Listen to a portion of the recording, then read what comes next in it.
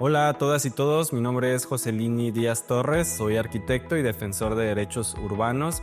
Me apasiona la ciudad, me apasiona el cambio climático y lo que podemos hacer frente a él, me apasiona la participación ciudadana y por eso las y los invito a ver el trabajo que estamos haciendo en este programa de UNETIC para que conozcan más del colectivo Menos Puentes Más Ciudad, que estamos en Tuxtla Gutiérrez. Somos más de 12 organizaciones trabajando en equipo para hacer de esta ciudad un mejor territorio para vivir.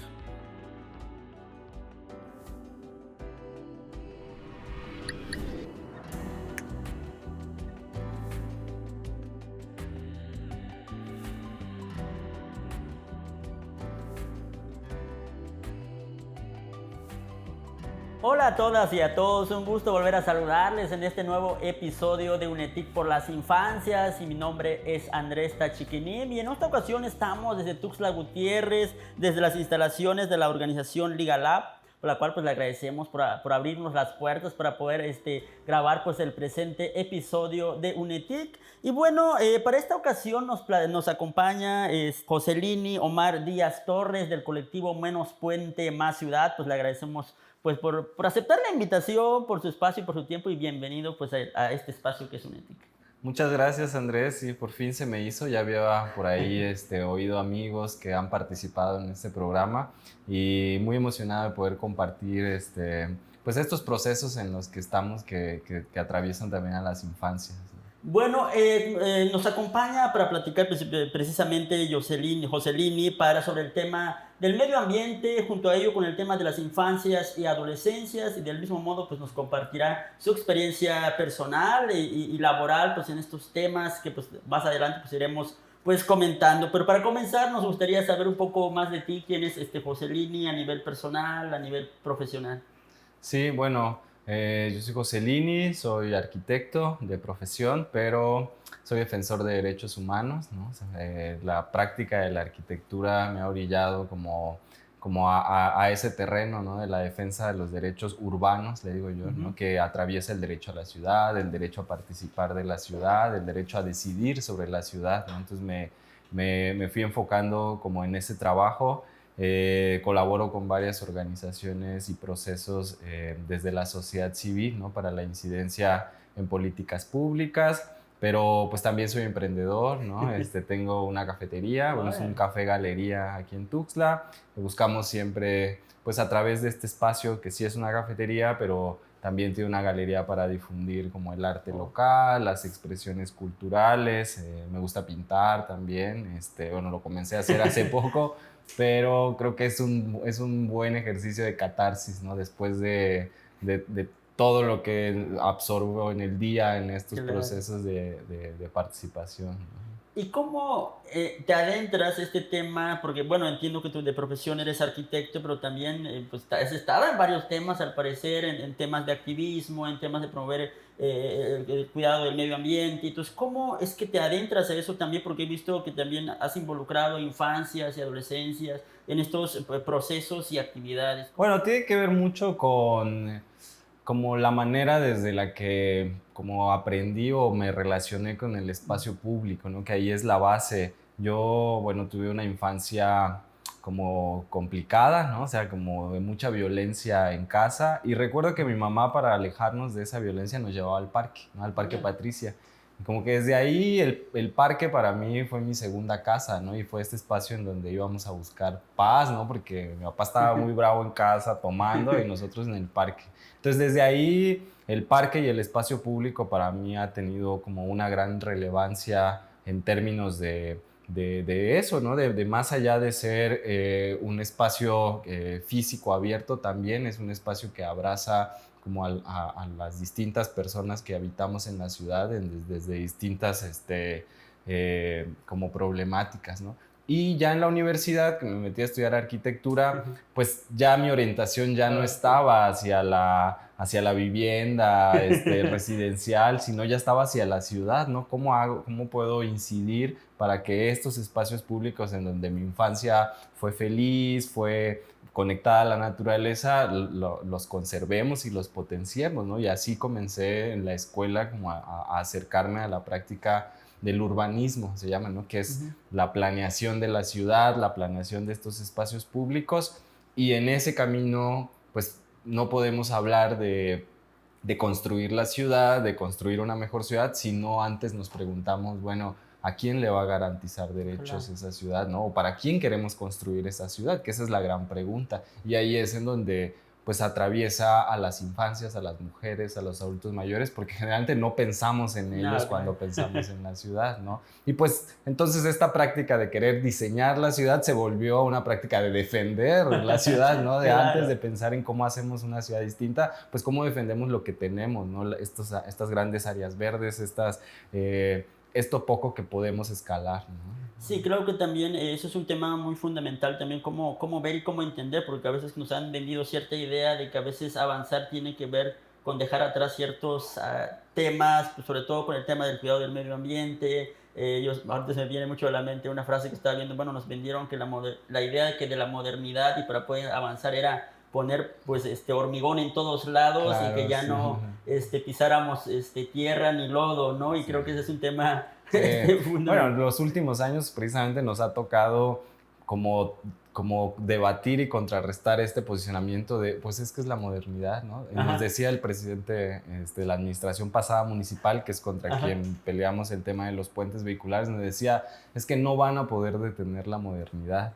Y nosotros, o sea, sí, pero ¿qué es la modernidad? Esa es la pregunta, porque para mí una ciudad moderna es una ciudad donde todas y todos podemos participar, donde todas y todos podemos desarrollarnos con dignidad. Esa es para mí una ciudad moderna. Una ciudad más llena de coches está muy lejana de lo que es una ciudad moderna, ¿no? Entonces, sí, un tema bastante, creo que también que se ha vuelto un poco polémico también de cómo vemos y entendemos esto de qué significa la modernidad y el tema también del desarrollo, ¿no? Sí. Pero bueno, entrándonos un poco más a la temática, que es el tema del colectivo de Menos Puente, Más Ciudad. Bueno, ya los ubico en redes, ya les he seguido como los pasos a través de algunos posicionamientos que han llevado a cabo desde los medios de comunicación y desde la incidencia de políticas públicas, que he visto que también han estado muy activos. ¿Cómo inicia? ¿Cuál es la historia de este colectivo? Bueno, el colectivo se integra recién en 2021 a partir de las intenciones de la administración del sexenio pasado del gobierno del estado de construir un circuito vehicular de 2 kilómetros que atravesaba Joyumayu, Cañahueca y Tuxtla, ¿no? Esta gran zona de parques de la ciudad con mucha presencia de infancias, de personas de la tercera edad, de jóvenes, mujeres, y el gobierno decide que ahí va a construir una autopista. Sí. Entonces comenzamos varias personas que ya habíamos estado en procesos, sobre todo de participación ciudadana en organizaciones, a preguntarnos, bueno, ¿y quién dice que esa es la mejor opción, ¿no? Y a solicitar información y como esta pequeña duda genuina de, bueno, ¿cuánto va a costar? ¿A quién le preguntaron? ¿Cómo va a beneficiar? Comenzó a tener como respuesta un silencio de por qué están participando, ¿no? O sea, una negativa de participar. Y a nosotros eso significó no, o sea, estas dudas que tenemos obedece a un derecho de participar de esto que nos va a afectar, y comenzó ahí a articularse, solicitar información, hacer actividades, y de pronto ya era un movimiento de defensa de estos espacios públicos, ¿no? Con una premisa muy, muy clara: queremos participar de la construcción de la ciudad. Y en ese participar nos tienen que preguntar si ese puente es lo mejor para nosotras, ¿no? Y como del otro lado no supieron entablar este proceso de participación, al final se detuvo el puente, ¿no? Logramos detener el puente, que era uno de los objetivos del colectivo.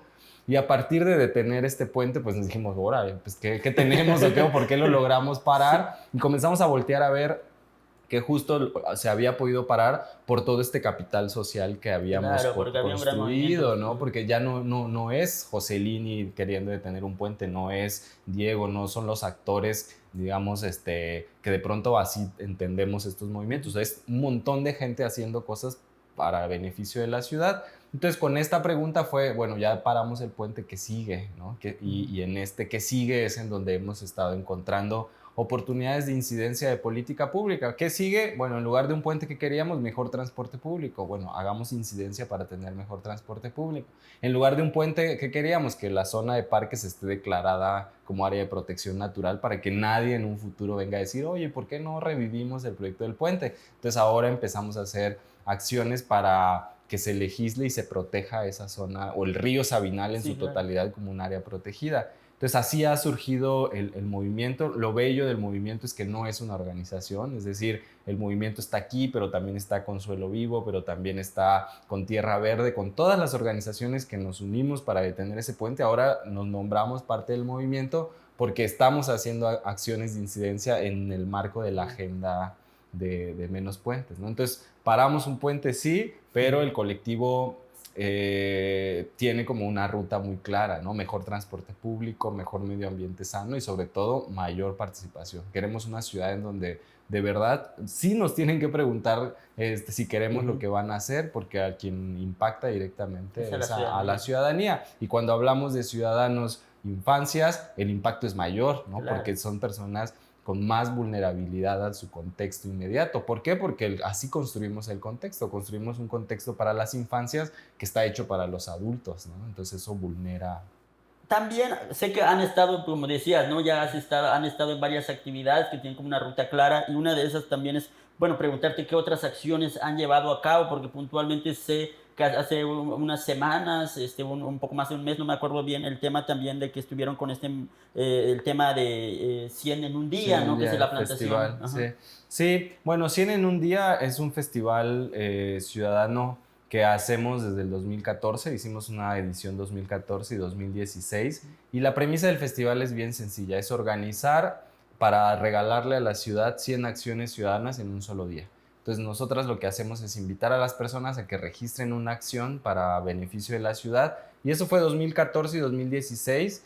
Y después, en el marco de Menos Puentes Más Ciudad, en el 2023, el 2024, perdón, el año pasado, hicimos una tercera edición del festival, pero ya con la perspectiva de este modelo de ciudad que te contaba que queremos, ¿no? De una ciudad más verde, que garantice derechos. Y entonces este festival del año pasado ya se llamó 100 bosques en un día, que era regalémosle 100 acciones a la ciudad, pero no van a ser 100 acciones cualquiera, sino que cada acción sea un pedazo de selva que le regalemos a Tuxtla, con una metodología que se llama Miyawaki, que es una metodología que domina justo el colectivo Suelo Vivo Chiapas, que se trata de replicar cómo crece la naturaleza, o sea, la selva en la naturaleza, traerlo a la ciudad, y es muy sencillo, que es cómo crece una planta en el medio natural. No crece sola, ¿no? Generalmente cuando reforestamos lo hacemos sola, ¿no? La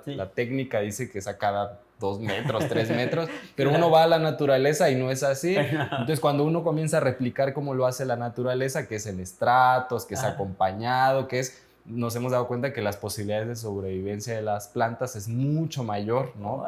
Y el crecimiento casi se triplica, ¿no? Un árbol solo puede crecer 20 centímetros en el año, acompañado hasta 60, 80 centímetros. Entonces, con esa técnica empezamos a hacer el año pasado el 100 en un día, sembramos 117 selvas Miyawaki, y para este año le hicimos como un cambio, y la estrategia fue capacitar a 100 siembraselvas haciendo un gran bosque Miyawaki en la Unicach, ¿no? Esto bueno, en la Unicach porque queríamos comenzar a hacerlos dentro de una institución, pero nuestra apuesta es para las primarias, para los kinders, ¿no? Que este sea como el primer pretexto para empezar a sembrar bosques Miyawaki en las escuelas. ¿Y por qué? Porque este año, por ejemplo, ya el bosque Miyawaki tiene un objetivo, no es nada más sembrar para tener un área verde, sino sembramos para construir un refugio climático, ¿no? ¿Por qué? Porque queremos que estas acciones que estamos haciendo obedezcan a una de las principales problemáticas que tiene la ciudad y va a tener, ¿no? A futuro, que es el cambio climático, los efectos del cambio climático. Lluvias torrenciales y golpes de calor. ¿Y sabes quiénes son los más vulnerables ante estas dos? Las infancias, de nuevo. Entonces, ¿cómo hacemos espacios que se conviertan en verdaderos refugios? Que en una escuela que no tiene árboles a 40 grados, las infancias puedan ir a un espacio verde, refrescante, que imita cómo crece la selva en la naturaleza, Y así hicimos este año, capacitamos a 140 personas en la técnica Miyawaki que después se van a sus territorios a replicar la técnica y eso es el festival, ¿no? Es un festival ahora de siembra, ¿no? De la meta como cada año es al menos 100 personas, 100 acciones, 100 bosques que estén sucediendo en la ciudad para, como lo que buscamos también es como mostrarle a la gente que se puede hacer, ¿no? Que sí se puede exigir que el Estado haga, ¿no? Que haga políticas públicas eficientes, pero que también podemos hacer desde nuestras trincheras, ¿no? Bueno, ahorita ya hacías referencia al tema de las infancias, como bien ya lo comentabas, ¿no? El tema del medio ambiente, pues es un tema que también afecta directamente a las infancias y de mayor grado, sobre todo, ¿no? Pero pues, creo que en muchas ocasiones cuando se habla de temas de medio ambiente, el tema también del diseño urbano y todo eso, a veces se deja como de lado a las infancias, si bien Yeah. son como los principales los que se van a beneficiar o afectar ¿no? Entonces, y también ahorita, ¿tú cómo ves el tema? Porque a veces vimos a veces una sociedad un poco adultocéntrica, donde a Yeah. veces solamente el adulto piensa para qué es lo que conviene al tema de las infancias. Pero desde estos procesos que has estado y las actividades que han llevado a cabo, ¿cómo ven inmerso el tema de las infancias? O sea, ¿son como participantes, protagonistas también de actividades? ¿O cómo ha sido el proceso? Claro, sí, siempre la pregunta que nos hemos hecho es cómo, o sea, cómo hacemos que nuestras acciones tengan transversalizados los Ujú. derechos de las infancias en este caso, ¿no? Y claro, creemos nosotros que el diseño de las ciudades y el diseño de las acciones que hacemos en las ciudades tienen que estar pensadas en esta clave, ¿no? Hay un movimiento que nosotras hemos seguido desde hace mucho que se llama 880 Cities, que son ciudades para dice, la teoría dice que si la ciudad funciona para una persona de 8 años y una de 80 años, va a funcionar para todas y todos. Órale. Entonces, este movimiento es justo cómo hacemos ciudades 880, ¿no? Para una infancia de 8 años, pero para una persona de 80 años. Y como que en ese marco hemos buscado nosotras como filtrar las acciones que hacemos, de verdad, cómo pensamos en clave de infancias, desde que el material, y nos hemos topado con paredes porque no es nuestra expertise, y de pronto hacemos un taller para infancias y cosas tan básicas como pegamos los carteles a la altura nuestra, y es como de, bueno, pues no, entonces, ¿cómo comenzamos a adaptar nuestros procesos para pensarlas en esa clave? ¿Por qué? ¿Por qué? Porque la ciudad es habitada por infancias también y generalmente, como dices, en una sociedad adultocéntrica no se diseña, de entrada, no se diseña para ellos, menos que se diseñe con ellos, ¿no? Claro. Que ese sería el estándar, ¿no? No solo diseñemos aquí nosotros dos de adultos, bueno, cómo se comporta una infancia, les preguntemos y un poco hacia allá va como la orientación del tema de las selvas Miyawaki. Hemos tenido en las últimas ediciones mucha participación de infancias que nos han hecho sentarnos a preguntarnos cómo estamos haciendo este espacio, un espacio en donde las infancias ejerzan su liderazgo, su participación y sus derechos, ¿no? Y hablando un poco del tema de las familias, de la escuela, y sobre todo de las autoridades, desde tu perspectiva, ¿qué papel deberían de asumir respecto a estos temas relacionados a las infancias, el medio ambiente y los espacios urbanos? Creo que sí, desde el Estado y de las autoridades escolares, en el caso de los espacios en donde las infancias pasan gran parte del tiempo, creo que tiene que transversalizarse el tema de cambio climático. ¿Por qué? Porque de verdad tiene una afectación directa, ¿no? Como en los últimos reportes del Programa Estatal de Cambio Ujú. Climático, es que ha habido un repunte de las enfermedades relacionadas al cambio climático. Golpes de calor, enfermedades gastrointestinales, dengue, ¿no? Todas estas enfermedades que se han ido incrementando por el cambio climático. Tendría que ser un tema relevante para las autoridades, sobre todo para las autoridades en temas que tienen relación con las infancias y a partir de ahí tomar acción, ¿no? O sea, porque de verdad cuando decimos hagamos un refugio climático en la escuela, no es porque suena bonito o porque moda, es Claro. porque de verdad hay casos que están incrementándose cada vez más de reportes de infancias con golpes de calor, con enfermedades gastrointestinales adquiridas en la escuela además, porque resulta que la cancha o el patio es un basurero. Entonces, ¿cómo hacemos espacios más dignos para las infancias que además respondan a una problemática que las infancias van a vivir cada vez con más gravedad, ¿no? Que es el cambio climático? Y la otra es cómo estas políticas van un paso más y es no solo pensemos en las infancias, sino pensemos con las con las infancias infancias. y que ahí hay procesos metodológicos que funcionan, ¿no? Porque de pronto no se termina de entender cómo yo, presidente municipal o de secretario, me voy a sentar con las infancias a qué, ¿no? Y lo cierto es que sí, o sea que Sí, ahí claro. tendría que estar el camino, ¿no? Porque en las veces que hemos trabajado directamente talleres para escuchar a las infancias, nos llevamos sorpresas que, O temas que nosotros como adultos a veces ya no logramos como dimensionar, ¿no? claro, Porque luego nosotros desde la red, por ejemplo, a veces en ciertas actividades siempre hacemos esta reflexión, es que la infancia que nosotros vivimos ya no es la misma infancia que están viviendo estas generaciones de niñas, claro, niños y adolescentes, ¿no? claro, y no estamos entendiéndolas, entonces no estamos sabiendo cómo llegar a ellas, cómo involucrarlas en estos procesos comunitarios, porque ese es el tema. Si Ajá. soltamos a las infancias de los procesos en donde nos encontramos comunidad, pues esas infancias van a estar lejanas sí, de estos procesos. Un poco con las personas con las que trabajo en este medio, siempre nos preguntamos, bueno, ¿y cómo fue tu infancia? Y resulta que la gran parte tenemos algo en común, que es que participamos en Ajá. algo. Por ejemplo, mis amigos todos en el zoológico, en las escuelas de verano, y que sí, todos los años iban y entonces eso les cambió la forma. O que, por ejemplo, yo participaba como en las fiestas patronales, mi mamá siempre me andaba metiendo. Entonces, para mí la comunidad, la pertenencia es algo pues que lo adquirí en la infancia. Y si no estamos provocando eso para las nuevas generaciones, pues cómo queremos que cuando sean adolescentes piensen en comunidad si nunca las involucramos desde las infancias, ¿no? Entonces, estos procesos como el 100 en un día, que es vengan a sembrar juntos, le demos a la ciudad, es transformar el espacio, sí, pero también es hacer comunidad, ¿no? Y en este hacer comunidad tenemos que incluirlas, ¿no? Y hablando ya un poco más sobre este tema de la apuesta política desde el colectivo, no sé. Tratamos de pensar siempre en clave de política pública, le decimos que es nuestra apuesta, es incidir en políticas públicas.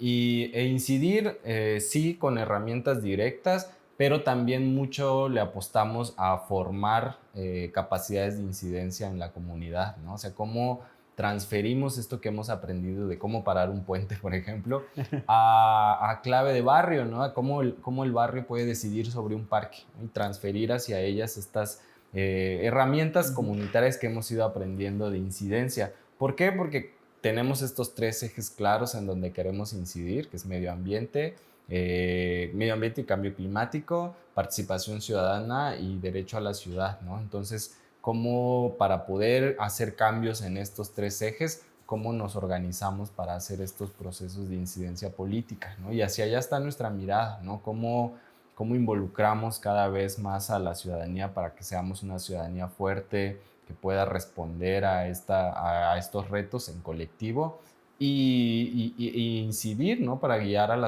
nuestras autoridades a una democracia más plural, ¿no? Una Ujú. democracia que no solo sea las épocas electorales, sino que hayan mecanismos para que podamos participar siempre, ¿no? Sí, creo que también el tema también de hablar de democracia es un tema constante y del día a día también sobre el tema Ah, de decisiones que a veces, pues sobre todo el tema del puente que mencionábamos, sobre el tema también de decisiones en el cambio dentro del diseño urbano, dentro de una ciudad como lo es Tuxtla. Pero hablando un poco, bueno, ya nos platicabas un poco también al inicio de también de respaldo que han tenido desde la sociedad civil, el tema de este colectivo de Menos Puente, Más Ciudad, a través de esas acciones que han llevado, pero me gustaría saber, que nos platicaras puntualmente también, ¿cuál ha sido como la respuesta de la población en general? ¿O qué comentarios, qué sugerencias, bueno, qué ah. críticas han recibido de la población? No sé. Claro. Bueno, ha sido un reto justo el cómo construir una narrativa colectiva, ¿no? O sea, Claro. cómo transmitir esto que en el colectivo dialogamos, que es, sabemos que queremos y merecemos una mejor ciudad, ¿no? Sabemos que no solo es un querer, es un derecho humano que tiene que garantizar el Estado. Ahora, ¿cómo transferimos eso a las personas Claro. que al principio, por ejemplo, cuando comenzó Menos Puentes, la mayor cantidad de los comentarios era: dejen que Tuxtla sea moderna, ustedes Ajá. quieren vivir en un rancho, dejen de obstaculizar el progreso, y todos era hacia ahí. Entonces nos pusimos una meta de hacer de Menos Puentes más ciudad un movimiento escuela, ¿no? O sea, cómo Ok. empezamos a enseñar a la Y ciudadanía cómo de derechos sensibilizarnos también, humanos. ¿no? Sí, justo, o sea, eso, o sea, cómo transformar esta narrativa que ni siquiera es culpa de las personas. Esta narrativa nos las han sembrado, esta de que el auto es progreso, de que las ciudades tienen que pensar en la economía, en el PIB y que todo eso va sobre la calidad de vida, nos lo han sembrado.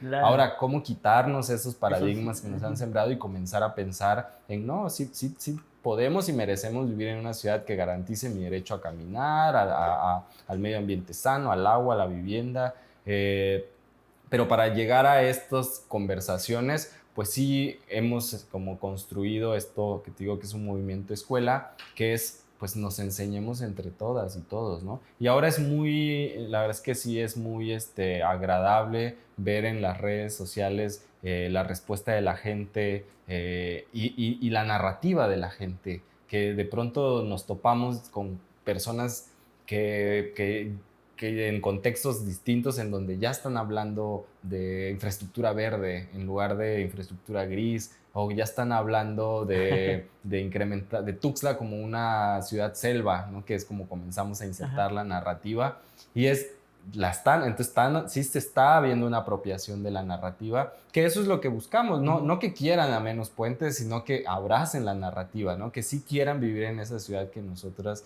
decimos que puede ser mejor, ¿no? ¿Por qué? Porque si abrazan la narrativa, entonces la incidencia es mucho más factible, ¿no? Porque cuando lleguen a su barrio a decirles, Secretaría de Obras Públicas, ahora les vamos a tirar este parque y les vamos a hacer aquí lo que sea, van a decir, no, esperen, ¿no? Porque si somos una ciudad selva, ¿por qué? Entonces creemos que, pues, hace falta transferir más herramientas y otros procesos, pero creemos que hay una narrativa distinta en la ciudad de hace algunos años ahora, y mucho tiene que ver con esta construcción colectiva de un sueño de ciudad, ¿no? ¿Qué logros destacas que han tenido en todo este andar que han llevado a cabo desde el colectivo? Bueno, el principal es que detuvimos un gran error urbano, ¿no? O sea, invertir 2.400 millones de pesos en un segundo piso en el área más Ajá. verde de la ciudad era el error del siglo, y gracias a la movilización ciudadana se detuvo. Ese es un gran logro del movimiento. Pero lo otro es justo esta base que significa la organización, la articulación ciudadana para pensar en cambiar cosas. Ahora directamente tenemos algunas que queremos cambiar, pero no lo tenemos claro todo, pero ya existe esta mirada distinta de se Claro. puede cambiar, se puede. Entonces eso ha sido un logro interesante. Y finalmente yo también rescataría como esta multiculturalidad que ha compuesto al movimiento, que no fue algo que pensamos, pero que se ha dado, y por eso es un logro. Hay mucha gente que ha estado haciendo acciones en el marco del movimiento que no provocamos directamente nosotras, ¿no? O sea, por ejemplo, para el Menos Puentes comenzó a organizarse un grupo de mamás que llegaba a Cañahueca con sus niñas, niños, y empezó a organizarse y se llamó así, el Grupo de Mamás que Defiende Parques, ¿no? Órale. Y este grupo autoorganizado sí, comenzó así, ¿no? Entonces eso es un logro que identificamos porque creo que esa es sí, como la magia de un movimiento, Ajá, ¿no? claro. Que ya no tienes tú que invitar a la gente a que haga algo por la ciudad, sino ya dice, yo Yo también. tengo a este grupo de mamás, voy a empezar a hacer por ejemplo, ellos hacían todos los sábados en Joyumayu Órale. una lectura de cuentos para infancias. Órale. Entonces, ese es para nosotras si pensar en éxito es pensar en que empiecen a suceder cosas en la ciudad, impulsadas por esta narrativa. Y bueno, regresando un poco también a tu experiencia personal, Sí. ¿hay alguna historia a la cual nos pudieras compartir, platicar en este andar que has tenido? Sí, bueno, hay una que me gusta contarla, muy breve, que justo fue este cambio entre quiero ser arquitecto a ya no quiero ser arquitecto, y fue en el octavo semestre de la escuela, pues hacemos servicio social, ¿no? Yo hice mi servicio social en una modalidad que se llama comunitaria, yo estoy en la UNACH, y Ajá. lo hice en una comunidad, se me fue su nombre, ahorita que está arribita de Santiago del Pinar, en Santiago del Ah, Pinar, ok. ahí hice mi servicio social. Órale. Y justo cuando yo llegué a hacer mi servicio social, acababan de inaugurar un programa que se llama las ciudades rurales sustentables, que se les ocurrió así de un día alguien dijo, ¿por qué no juntamos a toda la gente que vive regadas en las montañas en un solo lugar, en casas que no responden a sus necesidades? Entonces yo No. llegué y todo estaba vacío, toda la ciudad estaba vacía. Claro, porque tú llegabas a la casa y era una casa de mentira, o sea, hecha de cartón y el piso, o sea, era una casa de mentira que nada tenía que ver además con Con el estilo los de usos vida. de la vivienda de la gente de ahí, Pues, porque yo estuve ahí 2 meses y claro, la gente teje en las tardes, necesita un gran corredor, la gente cocina fuera de la casa y tenía la cocina adentro, entonces nada. Entonces ahí yo comencé a cuestionarme, o sea, de entrada 2 meses solo, viviendo ahí en esa realidad tan, la verdad es que insultante, esa era la palabra, porque todo era un circo creado por el Estado para claro. parecer que funcionaba y no funcionaba, ¿no? Y recuerdo que mi proyecto de servicio social fue como un modelo autoconstructivo para ampliar las viviendas a las necesidades de las personas, ¿no? Pero en ese proceso desde el servicio social yo dije, no, yo no. Y ahí descubrí también que quienes diseñaron esas casas fueron mis maestros de la Facultad de Arquitectura. Entonces dije, no quiero ser arquitecto". Y dije, ¿cómo? Y mi proyecto justo de servicio social fue cómo involucramos a la gente a transformar estas casas fieras que les dieron. Y eso se fue transformando en cómo involucramos a la gente, ¿no? Entonces yo en la universidad comencé volviendo del servicio social, un movimiento estudiantil que se Ah. llamaba Urbania, ¿no? Que era, en lugar de andar haciendo cosas inventadas en la escuela, ¿por qué no nuestros proyectos los sacamos a la calle? Y ahí me fui envolviendo y ahora estoy desde la sociedad civil como trabajando, pero creo que ese fue un momento para mí de cambio, el toparme con no puede ser que la arquitectura sirva para arruinarle la vida a la O para gente. imponerle a cierto grupo social ciertas dinámicas que no corresponden a su realidad social, Claro, cultural, todo porque no tuviste económica, la ¿no? capacidad de preguntarles. No tenías que hacer otra cosa más que preguntarles cómo habitan o ver, ¿no? Cómo habitan una casa esas familias. Definitivamente no es como habitan la casa aquí en Real del Bosque, ¿no? Que Claro. ese modelo les hicieron, ¿no? Entonces, creo que esa para mí ha sido una experiencia que transformó la decisión de cómo quería dedicarme a lo que me dedico ahora, Y ¿no? Ya. bueno, pues Joselín, creo que ya hablamos de varios temas y bueno, pues te agradezco con mucho por tu espacio, por tu tiempo, pero antes de despedirnos de esta conversación, no sé dónde la gente, dónde puede seguir las actividades lo que han realizado o que están por realizar en redes. Sí, en redes sociales nos pueden encontrar en Facebook e Instagram como Menos Puentes Más Ciudad. Ahí compartimos en general de todos los procesos que estamos acompañando. Y para específicamente lo de 100 en un día, también en Facebook e Instagram como 100 en uno Tuxtla. Ahí vamos a empezar también ya a convocar para el siguiente año, ¿no? Iniciamos siempre el proceso. El 100 en un día de este año Ujú. fue ahora a finales de julio.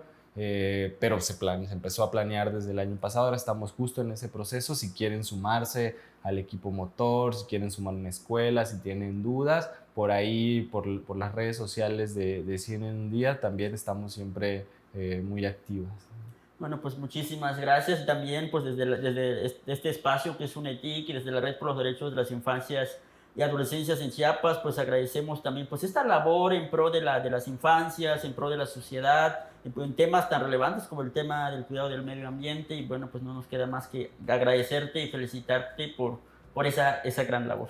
No, gracias Andrés, al contrario, también se agradece mucho el espacio de, como dices, de difusión de estos procesos, ¿no? De cómo, pues sí, para poder extender la narrativa Claro. tenemos que tener canales para contar y creo que UNETIC es un muy gran canal y gracias. Bueno, y de la misma forma, pues agradecemos a todas y a todos quienes nos hayan acompañado, escuchando o viendo esta entrevista de UNETIC por las Infancias. Y recuerden seguirnos en todas las redes sociales de la Red por los Derechos de las Infancias y Adolescencias en Chiapas, por sus siglas Redias. Pueden seguirnos en Instagram, en Facebook, en TikTok como redias.chiapas, o igual pueden visitar nuestro sitio web redias.org. Y sin más, esto fue UNETIC, el espacio que nos une por las infancias.